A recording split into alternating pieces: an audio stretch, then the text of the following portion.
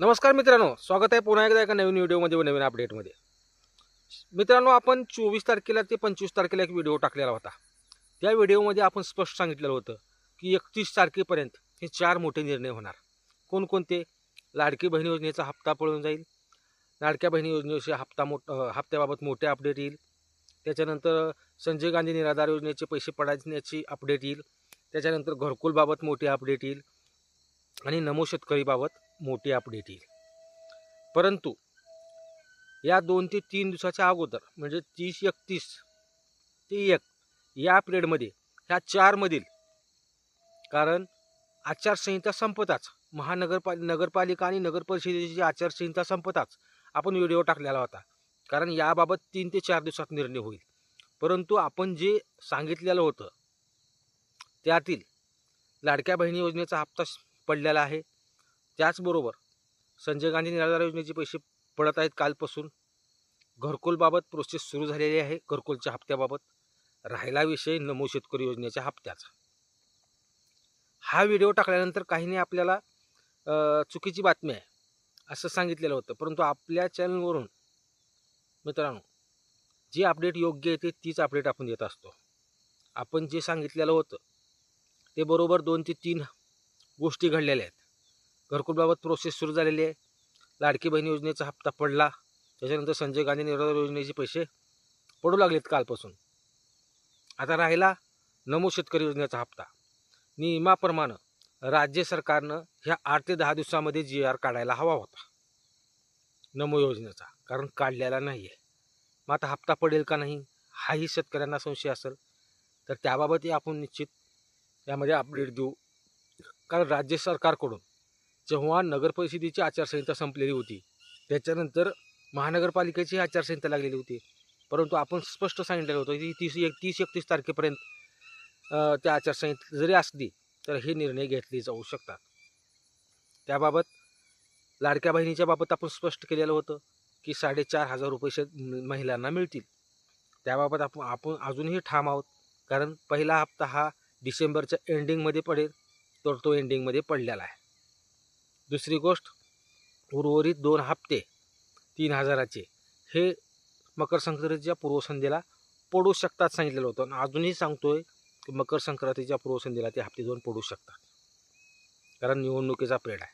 आता आचारसंहिता ही गोष्टी निवडणूक आयोगाशी राज्य सरकार चर्चा करून ते मार्ग काढू शकेल ही, आणि निश्चित हप्ता तो देतील.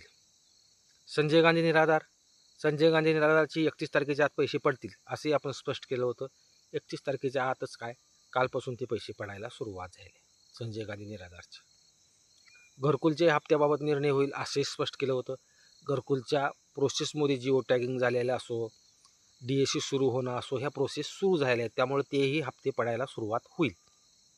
राहिला मेन मुद्दा, नमो शेतकरी योजनेचा हप्ता शेतकऱ्यांचा शासन विसरले का असं म्हणायला काय हरकत नाही, कारण नोव्हेंबरमध्ये हप्ता येणार अशी आता होती, डिसेंबर पूर्ण झाला तरीही हप्ता नाही, फक्त शेतकरी वाट पाहतोय. नियमाप्रमाणे 30 तारखेपर्यंत हा निर्णय होणं गरजेचं होतं. आणि अजूनही सांगतो शेतकरी मित्रांनो, 10 तारखेपर्यंत नमो शेतकरी योजनेचा GR निघू शकतो. 10 तारखेपर्यंत म्हणजे जानेवारीच्या 10 तारखेपर्यंत नमो शेतकरी योजनेचा GR राज्य सरकार काढू शकतं. जर 10 तारखेपर्यंत जर राज्य सरकारनं हा GR नमो शेतकरी योजनेचा जर नाही काढला, तर मात्र आपल्याला फेब्रुवारीमध्येच नमो शेतकरी योजनेचे पैसे पडू शकतात. त्यामुळं एक अपडेट फक्त राहिलेली आपली, ते म्हणजे नमो शेतकरी योजनेची.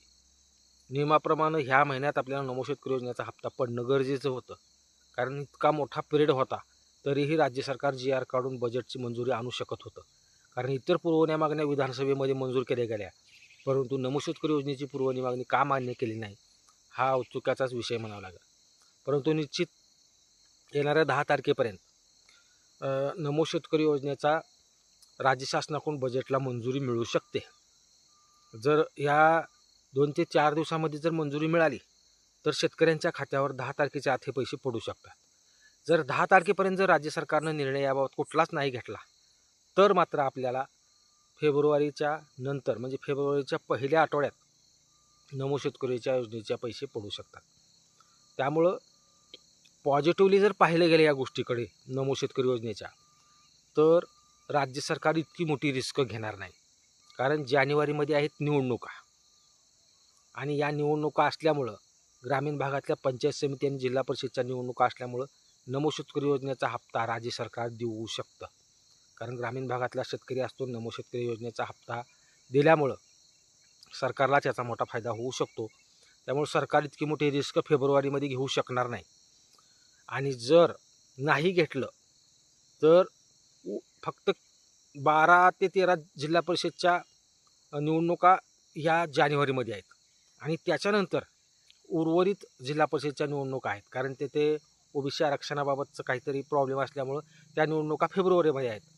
मग राज्य सरकार आता या निवडणुकीकडे लक्ष देतं का फेब्रुवारीमधल्या निवडणुकीकडे लक्ष देतं हे पाहणं गरजेचं आहे. कारण या जरी निवडणुकीकडे लक्ष दिलं जिल्हा परिषदच्या जानेवारीमध्ये ज्या घेणाऱ्या आहेत त्या, तर निश्चित 10 तारखेच्या आत जी आर निघून 10 तारखेच्या आत पैसेही वाटप केले जाऊ शकतात. जर फेब्रुवारीमध्येही जिल्हा परिषदच्या निवडणुका दुसऱ्या टप्प्याच्या आहेत, त्या जर निवडणुकीकडे लक्ष देऊन जर राज्य सरकारने जी आर काढायचा म्हणला तर मग तो हप्ता आपला फेब्रुवारीमध्ये जाऊ शकतो. ही जी सर्व शेतकऱ्यांना अपडेट द्यायची होती. कारण लाडकी बहीण योजनेचे पैसे पडले, संजय गांधी योजनेचे पैसे पडलेत, घरकुलाच्या हप्त्याबाबत अपडेट येत आहे. राहिला विषय तो नमो शेतकरी योजनेच्या बाबत, तर नमो शेतकरी योजनेच्या हप्त्याबाबत 10 तारखेच्या आता अपडेट येईल, अन्यथा डायरेक्ट फेब्रुवारीमध्ये निर्णय घेतला जाऊ शकतो. धन्यवाद मित्रांनो. अशाच नवनवीन व्हिडिओसाठी अपडेटसाठी चॅनलला सबस्क्राईब करा, जास्तीत जास्त शेतकऱ्यांपर्यंत व्हिडिओ शेअर करा, व्हिडिओ आवडल्यास लाईक करायला विसरू नका. धन्यवाद.